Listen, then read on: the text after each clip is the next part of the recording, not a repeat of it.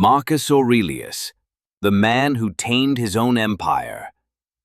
Imagine an empire that stretched from the sands of Syria to the misty hills of Britain, an empire forged by conquest, yet teetering on the edge of collapse. Now imagine its ruler, not a boisterous warlord, but a quiet thinker, scribbling reflections by candlelight, while all around him the world burned. This is the story of Marcus Aurelius, the philosopher king who taught us that the greatest victory is over ourselves. A boy surrounded by scrolls. Born in 121 AD into Rome's patrician class, young Marcus saw more parchment than playgrounds. His grandfather brought him to the Senate. His tutors taught him to love Greek poetry alongside Stoic logic. While other boys dreamed of glory, Marcus dreamed of virtue. "I must learn to love the things that happen and those that don't," he wrote later. Words that sprang from a youth spent questioning every desire. The reluctant heir. At age 17, Marcus was adopted by Emperor Antoninus Pius. He inherited a throne he never sought, yet he accepted his fate with humility, believing that true nobility lies not in titles but in character. Waste no more time arguing what a good man should be. Be one.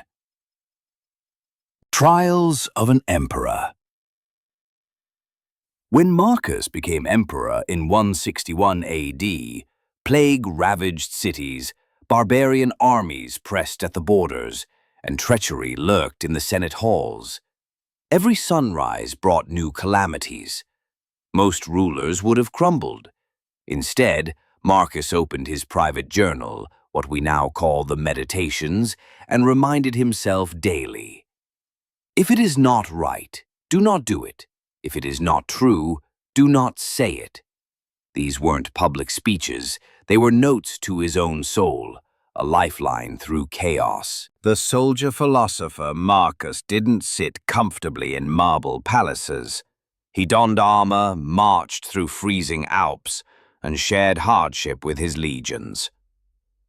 In the muddy camps he wrote, "The impediment to action advances action. What stands in the way becomes the way." His philosophy wasn't ivory tower abstraction. It was forged in the crucible of battle. Every hardship, a lesson in resilience. Universal brotherhood. Despite his power, Marcus saw himself as part of a greater whole. He believed all humans share a divine spark. Borders and armies meant little next to reason and compassion. We are made for cooperation, like feet, like hands, like eyelids, like the rows of the upper and lower teeth. Facing death with dignity. In his final years, sickness crept in, friends and children died, rebellion simmered. Yet Marcus never flinched. He viewed death as nature's law, not an enemy. Do not act as if you were going to live 10,000 years. Death hangs over you. While you live, while it is in your power, be good. His calm acceptance echoed through the ages, a beacon for every soul afraid of the end. A legacy in ink. When Marcus Aurelius died in 180 AD, he left no palace of gold, no monumental statue, only those simple hand-scrawled reflections.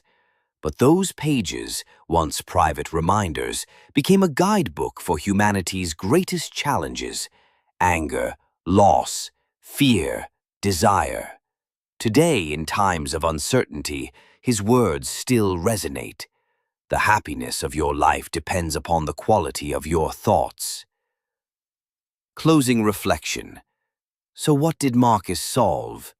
Not the secrets of the cosmos, but the mystery of the mind. He showed that no matter how vast your empire, the greatest conquest is mastering your own thoughts and actions.